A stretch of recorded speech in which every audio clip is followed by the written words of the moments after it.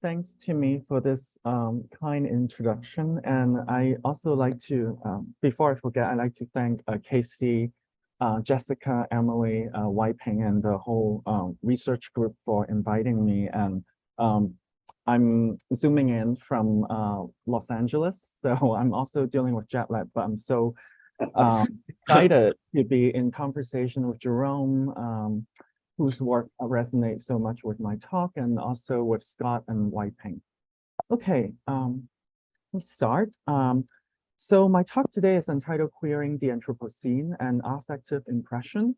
While feminist and queer eco-criticism by Greta Gar emphasizes the related logics of domination against nature, women, racialized minorities, and queers in a system of capitalist exploitation and extraction, Timothy Morton's concept of queer ecology moves away from any logic of nature as uncontaminated and salvageable. Morton writes, quotes, ecology stems from biology, which has non-essentialist aspects. Queer theory is a non-essentialist view of gender and sexuality. It seems the two domains intersect, but how? So I feel that actually Jerome already answers that question for us. So responding to Morton's invitation to queer ecology, I suggest that one productive way to think through the monstrous intimacies between the human, the non-human, animals, machine, biopower, and thing power is through an affective impression. So Brian Massumi understands affects to be autonomous from more easily manifested mental states and emotional categories such as sadness, happiness, and anger. Massumi writes, quotes, the autonomy of affects is its participation in the virtual. Its autonomy is its openness. And Lily Wan's reading of affect versus emotion is also instructive here. Quotes, for Massumi, affects are pre-personal, visceral, and beyond signification, meaning extra-textual. And emotions are personal, social, and situated within fixed interpretive paths of signs and representation, namely that it is textual. So this is from her book, Trans-Pacific Attachment. Critical race and feminist theorists like Denise Ferrara de Salva and Xin Yao would part way with Massumi's emphasis on affects as autonomous and pre-social. So building on de Salva's work, Yao elaborates, quotes, affectability, according to de Salva in her study of Enlightenment universality, transmuted into the biopolitical apparatus of global modernity, is the condition of being subjected to both natural in the scientific and lay sense conditions and to others' power. So think of slavery and imperialism and so on and so forth. Affectability defines raciality. The transparent eye has the agency to know and affect, while the affectable eye is the susceptible, the scientific construction of non-European minds. So this turn to racialize the concept of affects demonstrates that affects is always already what Sarah Ahmed terms affective economies, which deal within the infrastructure of the social. And she writes that in such affective economies, emotions do things, and they align individuals with communities or bodily space with social space through the very intensity of their attachments. So tracing the entanglement of the Anthropocene, queerness, and affects, I show how contemporary East Asian and Sinophone cinema, particularly, so for the purpose of this talk, I'm focusing on the 2016 South Korean film, Pandora, which is really a cinematic take on a South Korean version of the Fukushima crisis. And the 2016 Hong Kong mainland co-produced comedy film Mermaid, directed by Stephen Chow, and Fruit Chan's 2018 film on prostitution, Three Husbands. So I turned to this film about climate change, the non-human and disaster capitalism to show how they mobilize a diverse range of emotional categories and affective intensities. While these films often mobilize and revolve around the ecological guilt of a heteronormative male hero, Fruit Chan's 2018 film on prostitution, Three Husbands, imagines queer and feminist embodiments that disturb the binary divide across the human, the non-human, male, female, and the non-binary. So overall, my talk provides a reading of queer ecology informed by the recent affective turn in queer theory. So let me start with the first example. Pandora, directed by Park Jun-woo. In my reading, I highlight how the film narrative mobilizes the affective economies of fear, emergency, and disaster capitalism that rehearse the logic of climatic heroism and masculinity. Furthermore, this narrative of climatic heroism ultimately repositions the South Korean government as capable of reforming itself despite the criticism and public anger in the aftermath of nuclear meltdown. So first, let me give a brief plot summary through the film still. The film begins with a nostalgic scene in which a chubby boy points to the nuclear power plant on a small island where the children live and asks, "Do you know who lives inside the plant?" The children replies that they don't know. And he reveals that a robot lives in it. So another boy who is the child when the protagonist Jae-hyuk Kang was a child replies and claims that the whole power plant is like a rice bowl.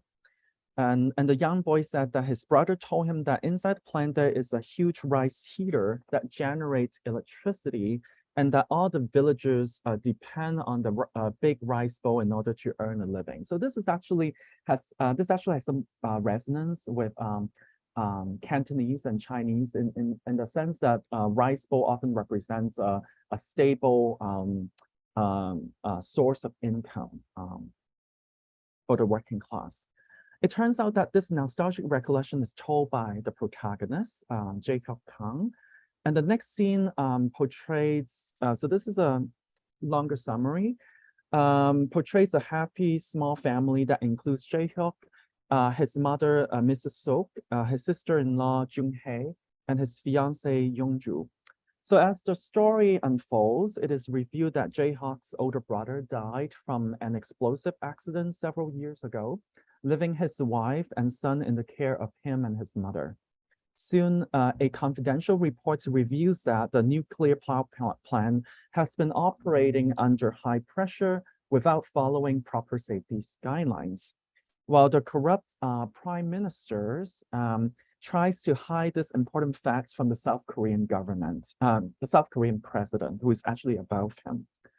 One night, rats start running into the ocean, and an earthquake strikes the island, causing one of the nuclear reactors to overheat and explode. At first, the prime minister tries to control public opinion by not disclosing the emergency. And halfway into the film, this is when the plant explodes and leads to an irreversible meltdown. At this point, the president finds out all the details that were previously hidden, and he decides to take control of the situation by issuing a public apology on the news. And he also, tries to ask volunteers, right, so-called volunteers, to go into the plants to repair it. And these volunteers are actually those who are already exposed to the toxic nuclear radiations, the workers who worked at the plants on a daily basis. And these volunteers are also the 25 workers of the power plants and a group of firemen, including the protagonist Jae-hyuk.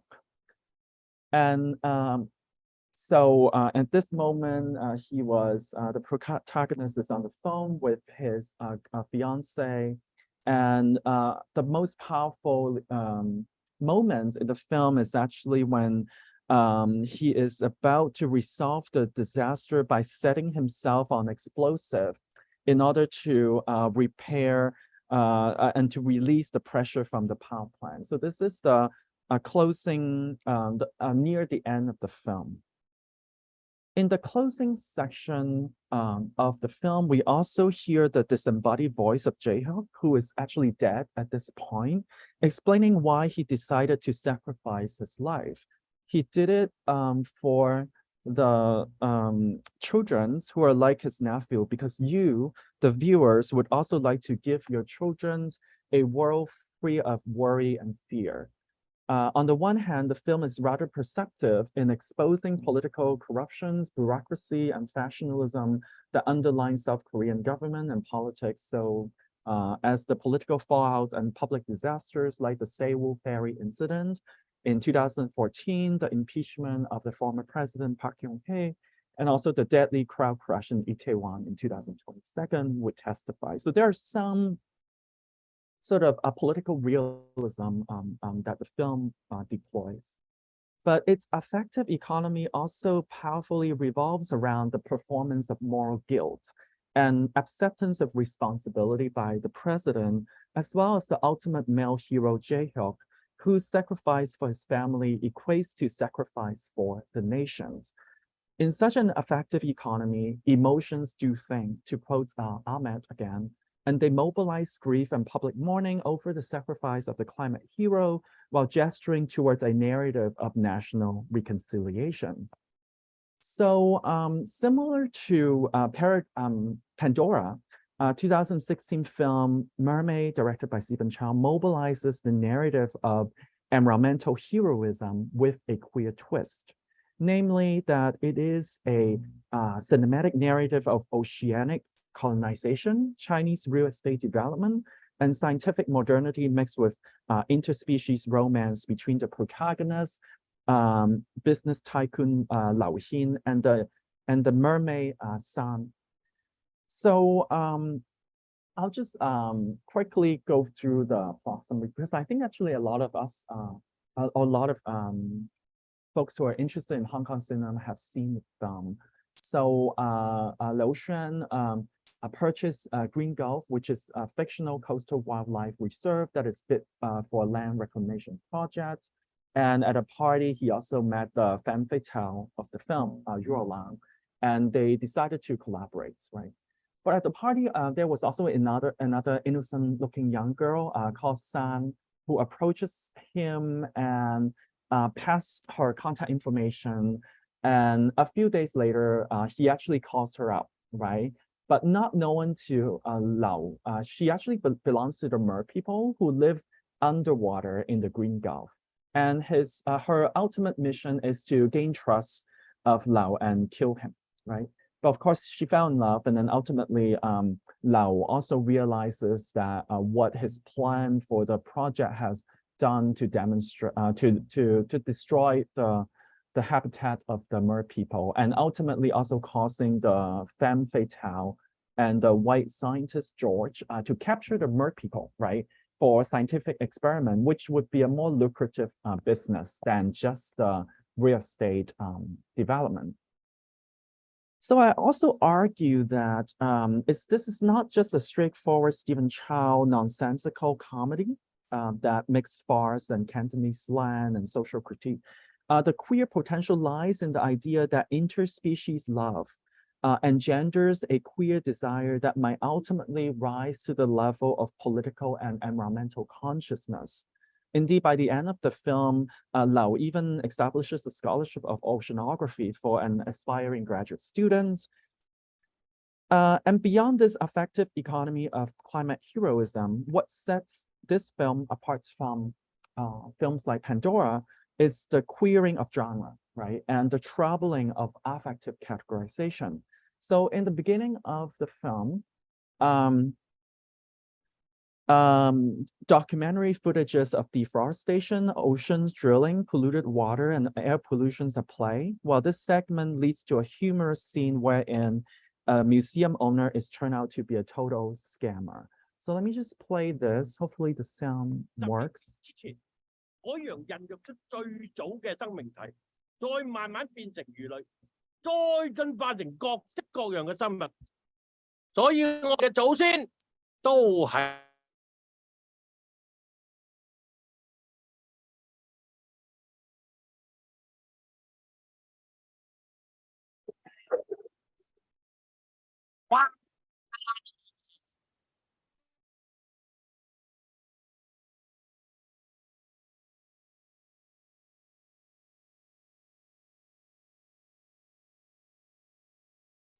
睇嗰邊仲有一場白山老虎，呢隻狗嚟喎。旺財純種長白山吊睛白牙虎喎。佢叫旺財啦嘛，旺財係狗咩嚟㗎？唔好話你聽。咩旺財啊？我幾時有過啊？快啲得到你啦！就算佢叫旺財，都唔影響佢喜馬拉雅山吊睛白牙虎嘅身份。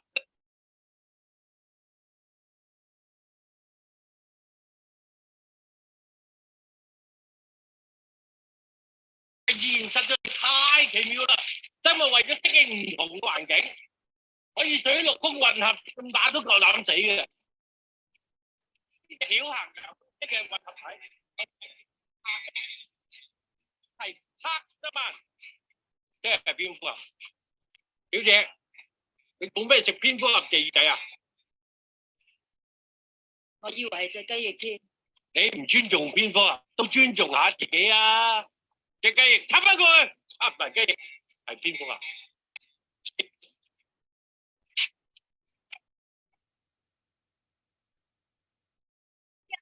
係啊，梗有好嘢啦！你真係啊！你又知我有好嘢，我收埋條美人魚都俾你識穿埋，仲得了嘅你真係啊，仲得了！呢條明明係鹹魚嚟啫喎。所以話你真係唔識嘢嘅，你真係標本梗係用鹽醃噶啦，展覽到此為止啦，拜拜。我唔信你，你呃我。回水，係回水，回水。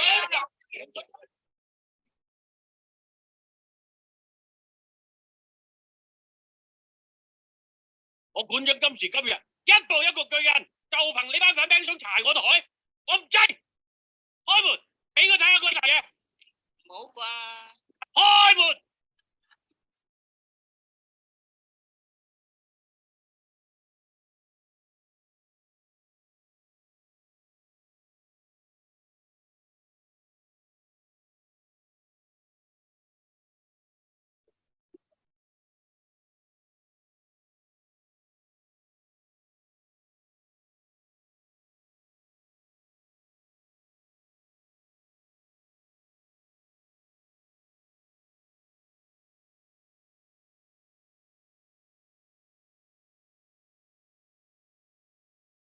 我係一條美人魚。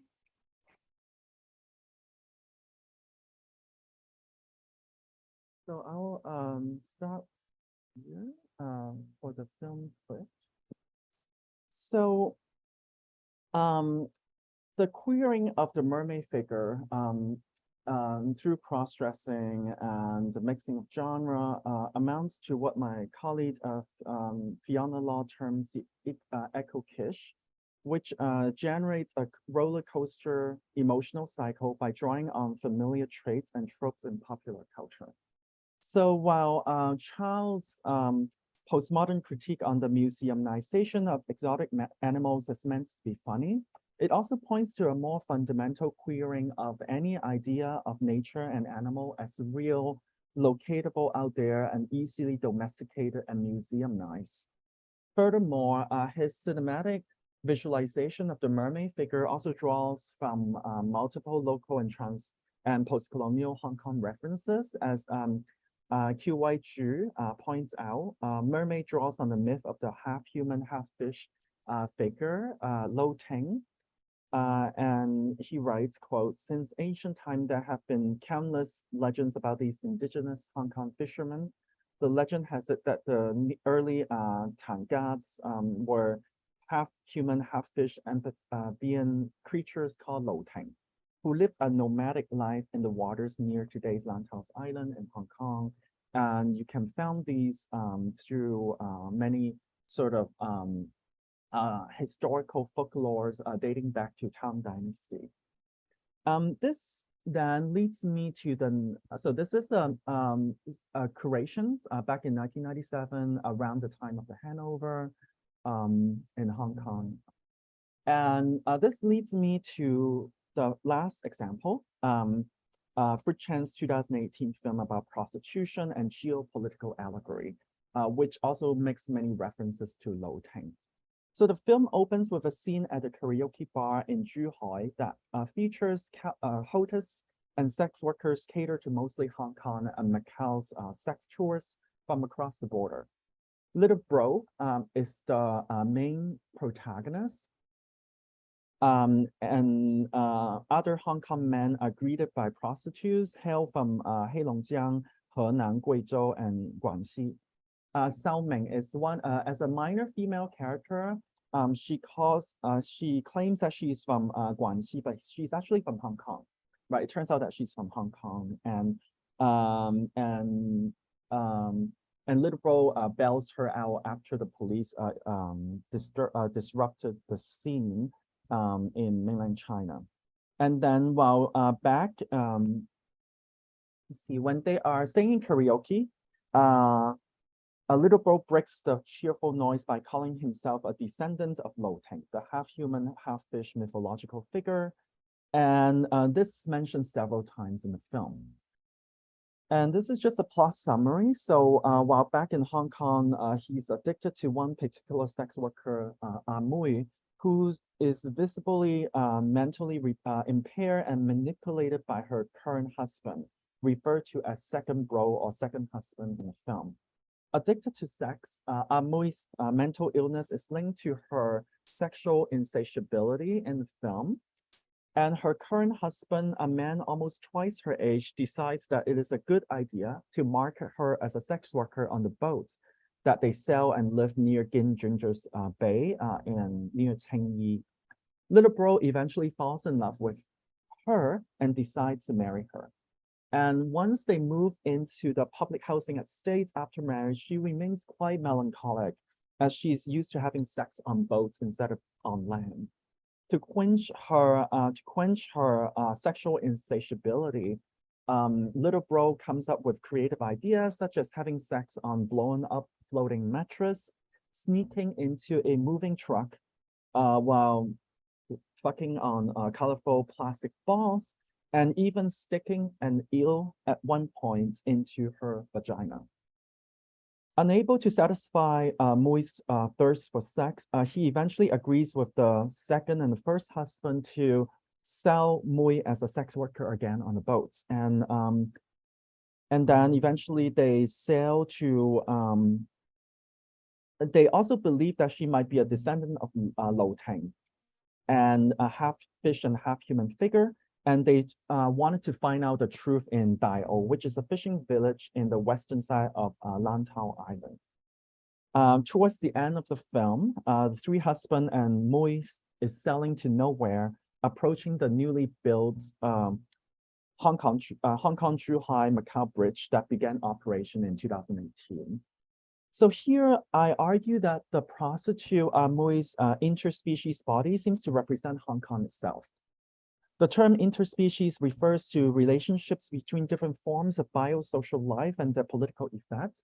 It is a capacious framing paradigm that names the articulation of human/non-human binaries and human and plants taxonomies, as these are interrelated and operates in both congealed and differentiated modes, as Jenny Livingston and Jasper Para calls it.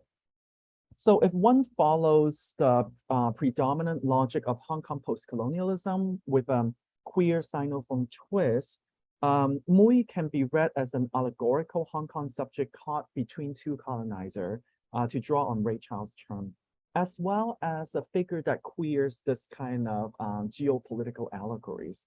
So Ray Charles' model of between colonizer, which many of us are familiar with, said that Hong Kong is geopolitically and culturally mediated by the British and the incoming PRC. So she wrote that in 1992. And of course, at this moment in Hong Kong, some have argued that Hong Kong is experiencing a second return to China, to the PRC. And then another cultural critics, John Ernie, would argue that Hong Kong, there's an impossibility of serving three masters, which is Chinese nationalism, British colonialism, and global capitalism. So given these geopolitical allegories,